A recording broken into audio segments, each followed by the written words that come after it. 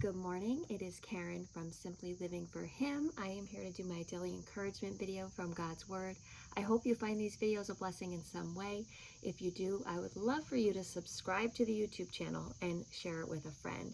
I hope you also listened to my podcast episode last week. It is out there on all the podcast listening apps, and it is called Fear is a Liar. And I know many of you have related to that, so go check that out and let me know what you think as well. So something that I've been thinking about a lot lately, and I've talked about it on here, I believe, at some point last year, but it's good to have a reminder, and I know I have many new viewers, so you probably didn't hear it. I was talking about this idea yesterday with my husband, and it's really been just on my mind lately about our human connections. And we all know that the social media age has completely changed our human connections. Somewhat for the good sometimes. I'm able to reach people all over the world because of the internet, so that's a good thing.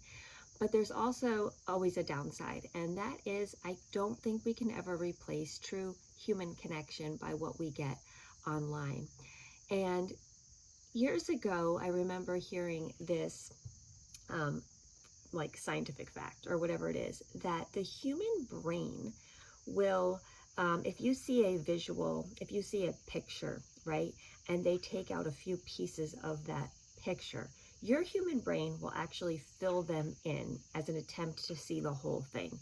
So if a picture of a face is missing, like certain things, you're going to recognize it's a face, and your brain will actually kind of, put those missing pieces in because our brain wants to see the full picture.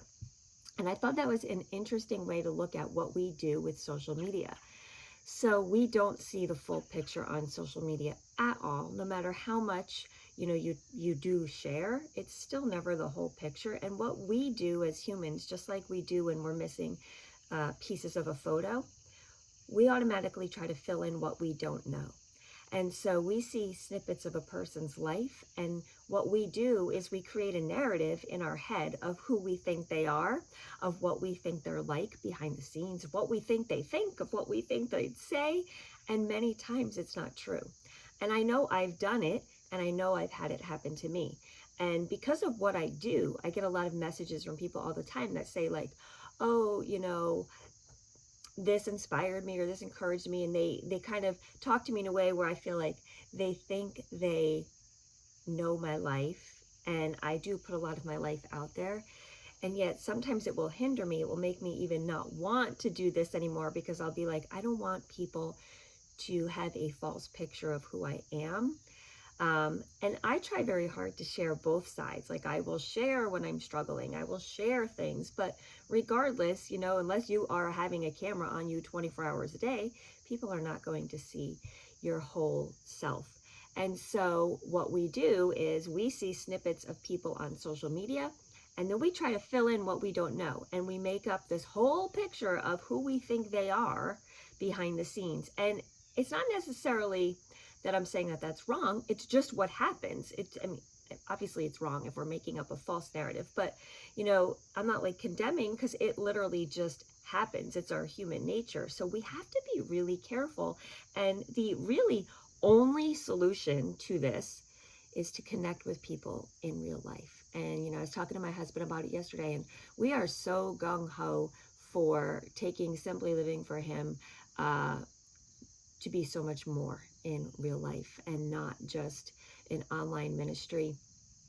And, that's where the Lord has birthed this ministry, but we don't want it to stay there. We've been feeling more and more lately like, that human connection is so important, like to really get to know people, to look them in the eye, to minister to them in real life, to share the gospel with them, eye to eye. And, we've just been praying on that.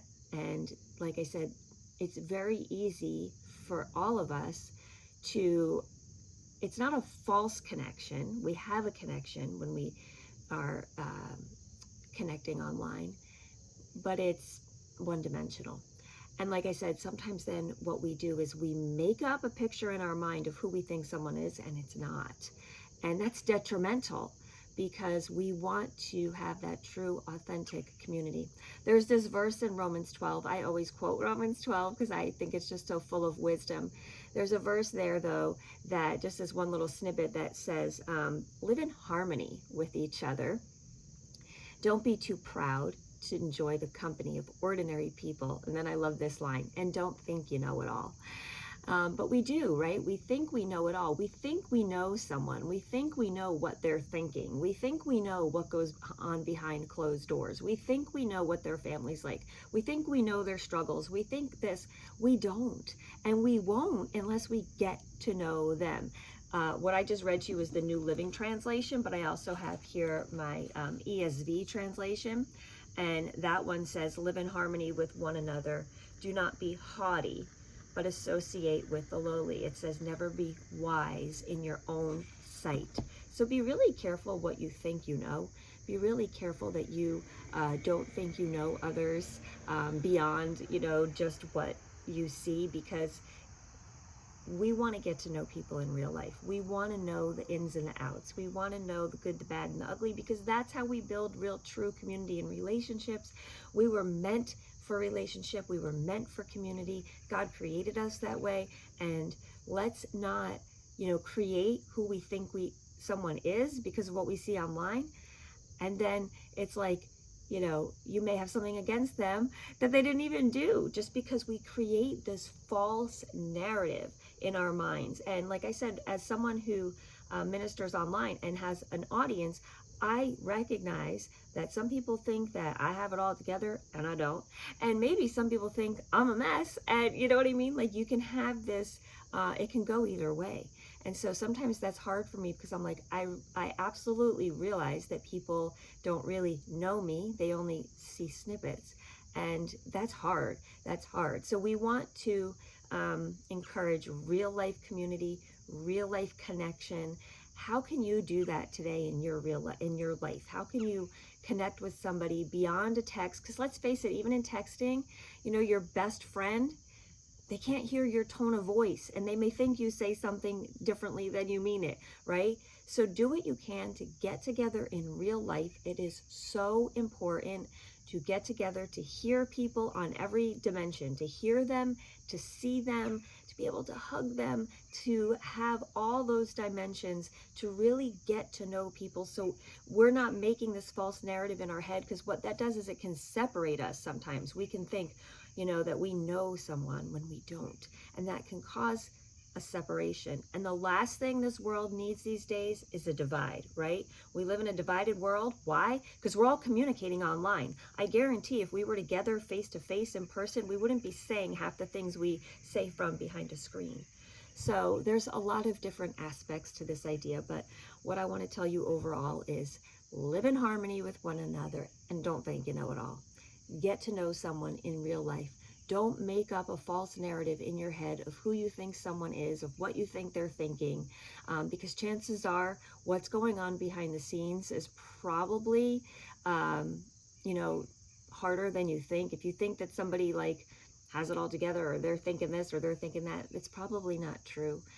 We all struggle behind the scenes. So get to know people, get to know them in real life, reach out to people. Try as hard as you can, even in this crazy world, to do all you can to live at peace with one another, but do all you can to encourage real life connection. So I hope this encouraged you. If it did, pass it on to a friend. If it encouraged you, most importantly, go out today and try to connect with somebody in real life. I will see you next time. Until then, I wish you all the blessings and joy in Jesus today.